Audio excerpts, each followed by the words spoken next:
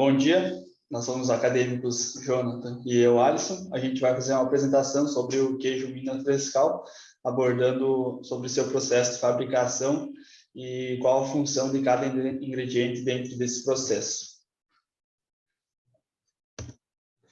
Então, o leite ele é uma secreção da glândula mamária dos mamíferos, com uma composição nutricional bastante rica. Ele é indispensável para a alimentação infantil humana e também para as crianças dos animais. O leite ele contém componentes importantes para uma dieta saudável, como proteínas e cálcio. Ele apresenta, porém, uma alta perecibilidade, tanto química, pelos efeitos de oxidação, quanto biológica, pela atuação de micro-organismos que podem causar doenças entre os derivados do leite. O queijo ele é um dos principais produtos, tendo uma alta demanda de consumo, e o queijo ele é um concentrado proteico gorduroso que a sua obtenção ela é feita mediante a coagulação do leite e posterior retirada do soro.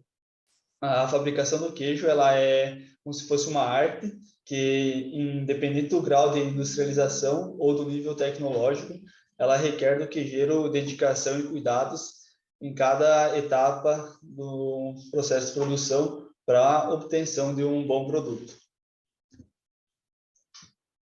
Então, sobre a definição, o queijo Minas Frescal, ele encontra-se entre os queijos mais consumidos do Brasil. Ele apresenta uma massa crua, de coloração esbranquiçada, consistência mole e textura fechada. Normalmente, ele possui uma forma cilíndrica e o seu peso varia de 300 gramas até 5 quilos.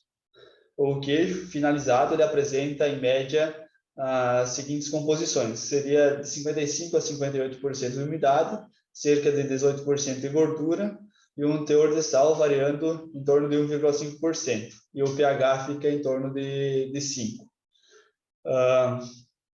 Na portaria número 352, de 4 de setembro de 1997, fala sobre os ingredientes obrigatórios e opcionais para a produção do queijo frescal. Então, os ingredientes obrigatórios são o leite e o coalho, e tem os ingredientes opcionais, como o fermento lático, o cloreto de cálcio e o sal. Então, aqui a gente tem um fluxograma de produção. Então, inicialmente, temos a pasteurização, seguindo do preparo do leite para coagulação, tratamento da massa, agitação, armazenamento, embalagem, salga e enformagem. Agora a gente vai explicar mais detalhadamente cada etapa desse processo de produção. Então, iniciando com a pasteurização. Então, o leite ele é um alimento nutritivo, mas ele é suscetível à contaminação por micro-organismos, que podem ocasionar defeitos no queijo e, principalmente, vir a causar até doenças. Então, por esse motivo, antes de iniciar a fabricação dos queijos, se faz necessário que seja feita a pasteurização. A pasteurização é uma forma de garantir que o leite ele esteja isento de micro-organismos contaminantes prejudiciais à saúde, como bactérias ou fungos. Então, como durante a pasteurização também ocorre a destruição de micro-organismos favoráveis à produção do queijo, é preciso repor essa perda por meio de adição de fermento.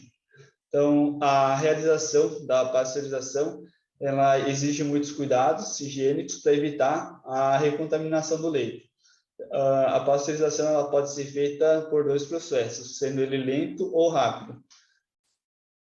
Aqui a gente tem o exemplo da pasteurização lenta, que ela é feita aquecendo o leite até 65 graus, mantendo ele nessa temperatura por 30 minutos e resfriando em seguida até 34 graus, que é a temperatura necessária para a fabricação do queijo.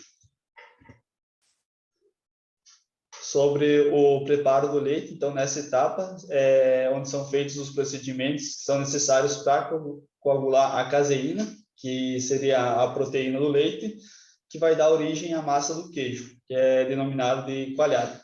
Então, para a coagulação do queijo, é preciso adicionar ao leite os ingredientes que eu vou citar a seguir. Então, primeiramente, a gente tem o fermento, que é uma cultura lática selecionada que deve ser adicionada ao leite para se possa ser feita a fabricação dos queijos. O fermento ele possui algumas finalidades, como produzir ácido lático e, consequentemente, reduzir o crescimento de micro-organismos indesejáveis, que pode ocorrer pela diminuição do pH. Ele desenvolve uma pequena acidez, que aumenta o poder de coagulação do coágulo, e ele também melhora a consistência do coágulo e auxilia na etapa de retirada do soro. Então, para a fabricação dos queijos, do queijo Minas Frescal, é utilizado fermento composto pelas bactérias Lactococcus lactis e Lactococcus cremoris. Esses micro-organismos eles são classificados como mesófilos, ou seja, eles crescem numa faixa de temperatura ali entre 30 e 37 graus, e a quantidade a ser adicionada é de 1 a 1,5% em relação à quantidade de leite utilizada na fabricação do queijo. A gente tem também o cloreto de cálcio, que a sua adição ela se faz necessária para aumentar o teor de cálcio solúvel no leite, pois o existente ele naturalmente ele fica indisponível quando o leite ele é pasteurizado. Então, se o cloreto de cálcio ele não for adicionado, a coagulação ela vai levar um tempo maior para acontecer e também pode ser que ela seja incompleta. Além disso, ele também confere elasticidade à massa do queijo. Só tem que tomar cuidado para não ultrapassar a quantidade indicada, porque quando utiliza-se elevadas quantidades, vai resultar numa massa dura e ressecada e também vai ter um gosto amargo. Temos também o coalho. Ele é um agente que vai promover a coagulação do leite, formando a massa do queijo. Então, esse método ele é denominado coagulação enzimática, pois o coagulante ele é formado por uma enzima, que é uma proteína com propriedades específicas. A quantidade de coalho a ser adicionada, ela é sempre fornecida pelo fabricante, então vai depender da marca do coalho, e antes de acrescentar ao leite, deve-se fazer a diluição em água limpa, ou fervida, ou pode ser também filtrada. E tem alguns cuidados que devem ser tomados durante a adição do coalho.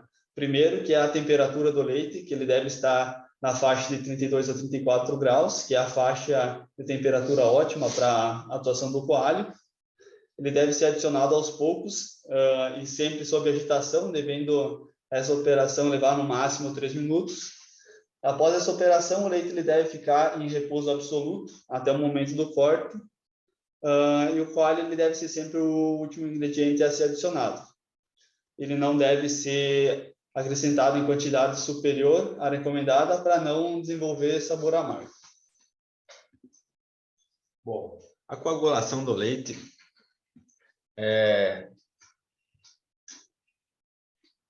tem seu início após a adição do coalho. Em geral, o tempo necessário para que ocorra essa etapa é cerca de 45 minutos.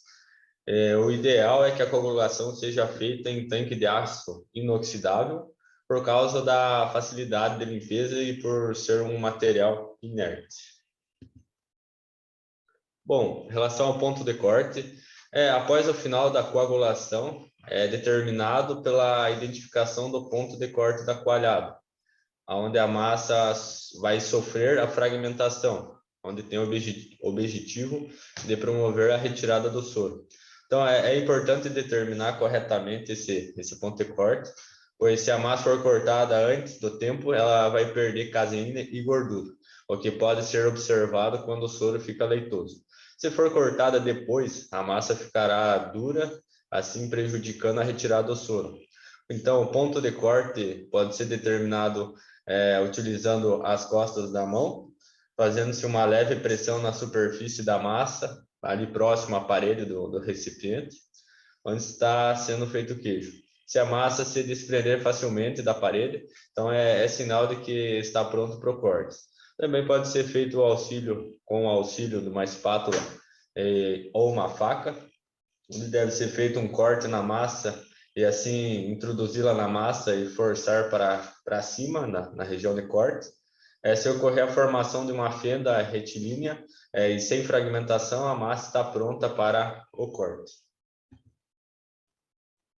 Então, para a efetuação do corte, são utilizados uma lira vertical e uma horizontal. O corte, então, é feito da seguinte forma: ao passar uma lira horizontal, se deixa a massa dividida em lâminas superpostas.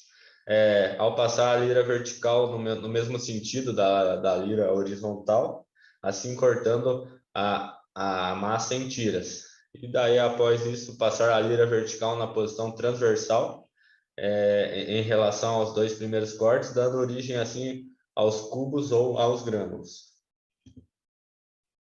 Bom, o corte da massa então é importante que seja feito em cubos, que tem a finalidade da retirada do soro, seja bem homogênea. Caso contrário, há risco de perda da qualidade do produto, sendo ideal o tamanho dos grãos no tamanho de 1,5 a 2 centímetros de aresta. Bom, a agitação. Ela consiste, então, em agitar os cubos durante 1 minuto, em seguida deixá-los em repouso durante 3 minutos. E esse processo deve ser repetido a cada 30 minutos. Então, a enformagem da coalhada. Para esse procedimento, o mais utilizado seriam formas plásticas, seriam as mais ideais, por permitirem um fácil manuseio e fácil limpeza também. E tem um formato redondo e os furos no fundo do tipo para escoar, tipo coador, que permitem a saída do soro. Também é desnecessário a prensagem desse tipo de queijo por causa da sua leveza e alta umidade. Entretanto, é necessário realizar várias viragens no queijo. A cada viragem dá um acabamento ao queijo, retirando com uma faca as saliências das quinas e fazer de 2 a 3 viragens, sendo a primeira 30 minutos após a enformagem. Com a sal, geralmente na produção do queijo Minas Frescal é realizada a chamada salga seca, que é a aplicação de sal na superfície do queijo já enformado. Passado 30 minutos, quando for feita a viragem, aplica-se sal na outra superfície. Outra forma de salgar também esse queijo seria pela salga na massa, aplicando sal na retirada do soro. Já no processo de embalagem, muitos queijos não é feito em embalagem, por possuírem uma casca já mais rígida e mais dura. Mas não é o caso do queijo Minas Frescal, que é necessário que seja utilizado uma embalagem protetora. Então, geralmente, o queijo Minas Frescal é embalado com sacos plásticos, amarrados com um barbante ou um arame. O armazenamento deve ser armazenado sobre refrigeração para aumentar seu tempo de validade, considerando que a temperatura baixa inibe o crescimento dos micro-organismos contaminantes, além de proteger os queijos contra a poeira e ataques de insetos ou até mesmo roedores. Então, para pequenas produções, pode ser utilizado a refrigeração em própria geladeira. Já para as grandes propriedades, ou até mesmo empresas, são indicadas câmaras de armazenamento refrigeradas.